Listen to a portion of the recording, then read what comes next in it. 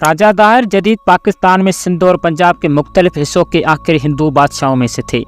برِ صغیر پاک اور ہند میں مسلمانوں کی فتح کے آغاز میں ان کی بادشاہی عمومی ملوکیت کے لیے محمد بن قاسم ایک عرب جرنیل کی طرف سے مغلوب کی گئی۔ راجہ دائر 8ویں صدی عیسوی میں سندھ کے حکمران تھے۔ وہ راجہ چچ کے سب سے چھوٹے بیٹے اور برہمن خاندان کے آخری حکمران تھے۔ انسائکلوپیڈیا سندھیانہ کے مطابق مہابھارت سے قبل کئی کشمیری برہمن سندھ آ کر آباد ہوئے۔ یہ پڑھا لکھا طبقہ تھا۔ سیاسی اثر و رسوخ حاصل کرنے کے بعد انہوں نے رائے گھرانے کے 184 سال حکومت کا خاتمہ کیا اور چچ پہلا برہمن بادشاہ بن گیا۔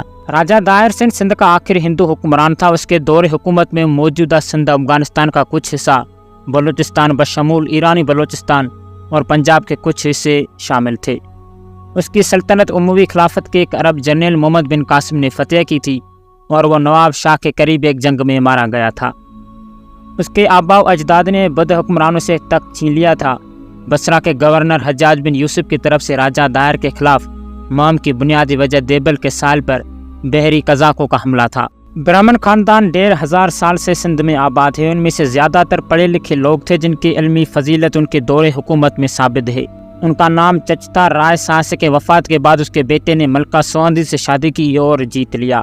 تقریباً 40 سال تک طاقت اور دیانتداری کے ساتھ حکومت کی اور سندھ سلطنت کی سرحدوں کو بحال کرنے میں کامیاب رہے۔ راجہ دائر چچ کا سب سے چھوٹا بیٹا جوانی سے ہی ایک جنگجو اور اصول پسند تھا۔ راجہ چندر کا جانشین ہوا۔ راجہ دائر برہمن خاندان کا آخری حکمران تھا۔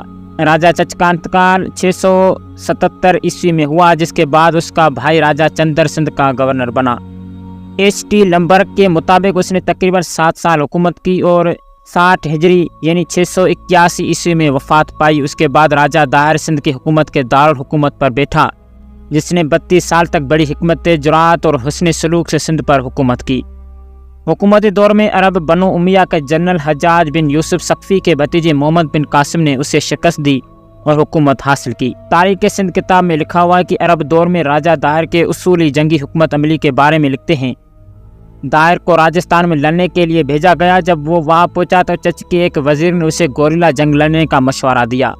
اپنے پوری دور حکومت میں مہاراجہ دائر کو عموی خلافت کے حملوں کا سامنا کرنا پڑا، جو اس وقت تک کافی طاقتور ہو چکے تھے۔ چچنامہ اور عرب مورخ بلا دہوری کے مطابق دائر نے دیبل کی 2 لڑائیوں کے دوران عربوں کو 2 بار سخت لڑائیوں میں شکست دی، جس میں حملہ آور عرب کمانڈر عبید اللہ اور بدیل یا بازل کو دائر کے بیٹے جیسیہ کے ماتسندیوں نے مار ڈالا۔ جیسیہ بعد میں اپنا سردار یا ٹھاکر مقرر کیا جو اس کی طرف سے حکومت کرتا تھا۔ چچنامہ کے مطابق جب بازل کے موت کی خبر حجاج کو پہنچی تو وہ بہت غمگین اور غصے سے بھرے ہوئے تھے۔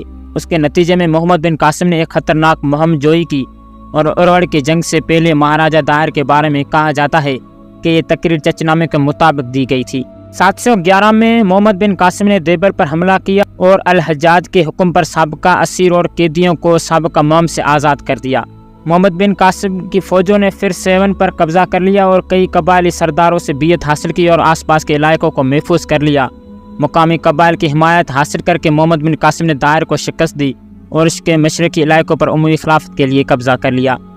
آخری جنگ سے کچھ دیر پہلے دائر کے وزیر نے اس سے رابطہ کیا اور دائر کو ہندوستان کے ایک دوست بادشاہ کے پاس پناہ لینے کا مشورہ دیا، جس سے اس نے انکار کر دیا۔ اس کے بعد اس نے محمد بن قاسم کو دریائے سندھ کو عبور کرنے سے روکنے کی کوشش کی، اپنی افواج کو اس کے مشرقی کنارے کی طرف منتقل کیا۔